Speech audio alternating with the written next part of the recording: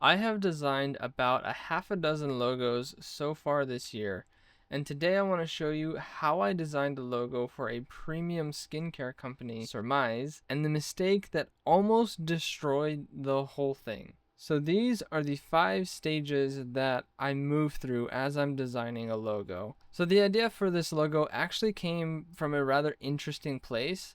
I had a dream a couple of months ago at this point where I just saw this like unreadable block of text. It was thick and blocky, and yet it seemed to be rather fluid and flowy. And the word in the logo was surmise. So immediately I woke up and I started sketching what I saw because I wanted to secure in a notebook whatever it was that I saw in my head. So regardless of the fact that I saw this in a dream, there are a couple of specific strategic decisions that I make in order to make this logo come to life and represent what I want it to represent. Now, Surmise is a premium skincare brand that makes their products out of single source natural ingredients. So think of things like tallow, essential oils, butters, things like that. That's the idea behind Surmise. And seeing as this is a spec project, I get to show you everything, which is pretty cool. So let's talk about the creative direction of this logo. If there is one phrase to condense this whole identity into, it would be this: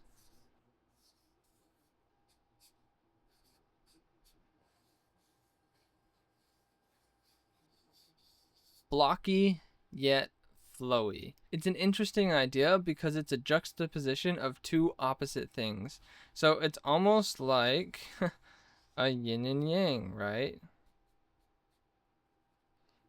Because these two things are obviously like opposites of a spectrum, but in my dream I saw a way to combine them into something that might actually be pretty beautiful. Now, in terms of the logo itself, it was a word mark, but it was almost like it wasn't intended to be perceived as a word mark. Like, it was really blocky with big like humps and curves, but it wasn't very readable. There wasn't much legibility to it. It's almost as if the word mark was supposed to be more of an idea of a logo rather than an actual logo, where the word mark itself is an abstract shape intended to hold meaning. We're going to see how much of that transitions into the actual logo, but this is the big idea, the one thing that drives the entire creative direction of this identity.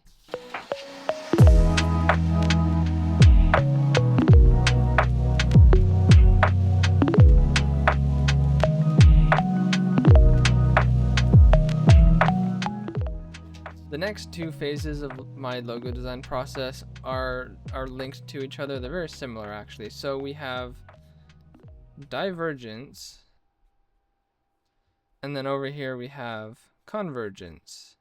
Okay. In the divergence phase, it's all about exploration and expanding my thoughts and branching out. And so if we were to make a chart or a thinking diagram, it kind of looks like this. We're expanding our options. Now, this is a little bit more of a constrained version of divergence because I already knew the general idea. I just have to explore what that actually looks like on a page.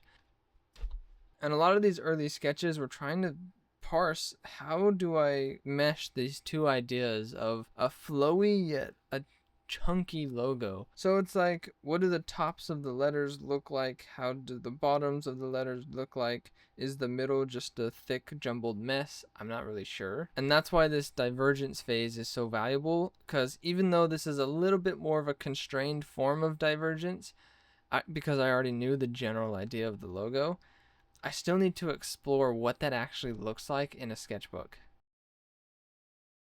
Once I feel like I've done an ample amount of exploration and research, the divergence phase ends and we move into the convergence phase, which is where we take all of these ideas and we refine them down to a singular point. What is the one thing that I can work on that will make a difference? And sometimes, depending on the context, it's good to have like 3 ideas that I can work on and refine. But I want to get it down to a single point so that I'm no longer exploring, I'm now refining. So in the convergence phase, what I'm doing is taking some of my sketches and I'm trying to refine them into something a little bit more usable in my design program. Some of my first attempts at refining the logo, I used the pen tool to trace over my sketch.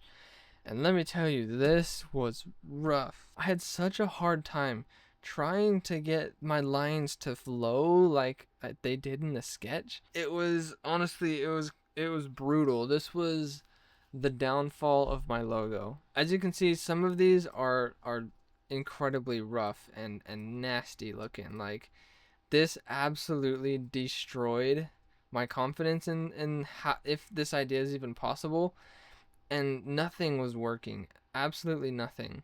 It's such a specific and weird way working with these nodes because I couldn't get much of anything to line up. None of these line up in a straight line. The refinement phase was just not working out for me. My usual method of making a logo, I start with primitive shapes, kind of like this, and then I modify them and I work with them to try and create different things. So for example, I might take this here and modify it in different ways. And let's do something like this.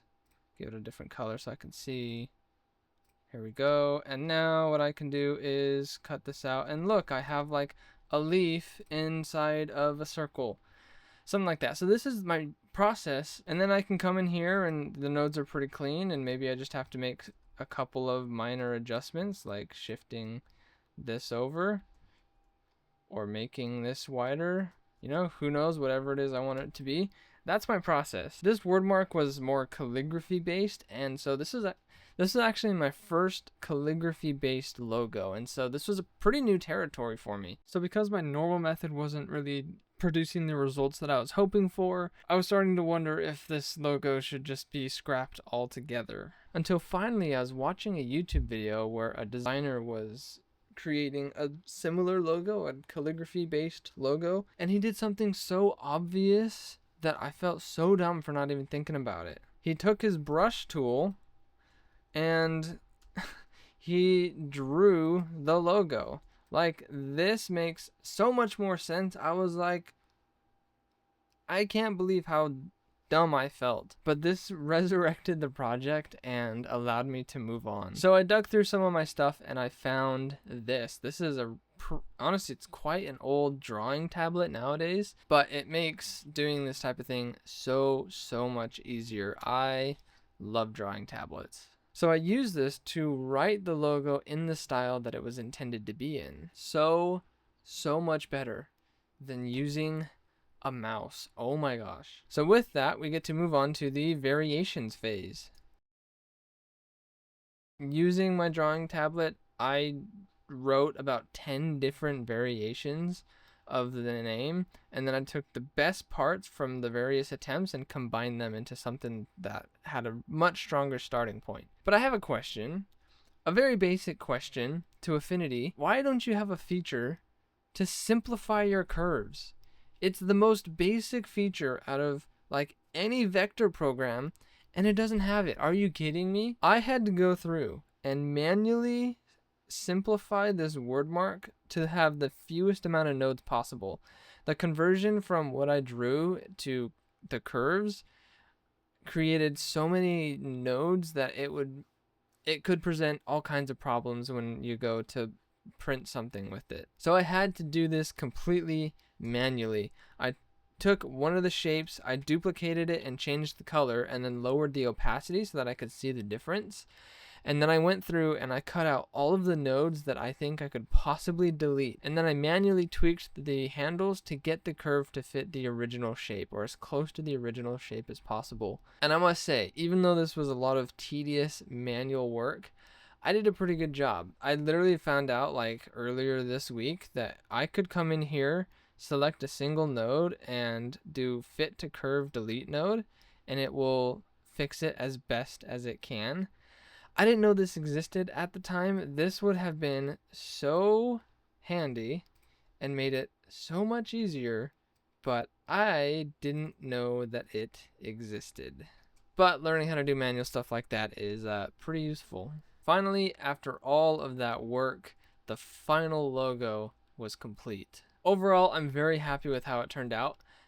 It is interesting to see how it differs from the dream that I had. It's much more readable here than it was in my dream. In my dream, it was basically just a block with humps. So there's the final logo. We have a little bit of a monogram here. I have some attempts. I'm going to refine these probably a little later. And then color versions of the logo as well. This was probably the most labor intensive logo that I have personally ever created, but I'm very happy with how it turned out. And in my tests, it looks pretty good on packaging too. If there is one critique to make on my own logo, it is that this right here is pretty tight. So I could see there's a lot of tight areas here actually. So I could see this potentially causing issues if this was needed for embroidery, particularly, I feel. Or like really fine printing and things like that. Now that we have the logo designed, we still have a big problem because we can't pair just any old font with it. We have to pick thoughtful typefaces that convey the message that we want our brand to convey. And to see how I designed a typography system that makes this brand look premium, you can watch the next episode of this series right here.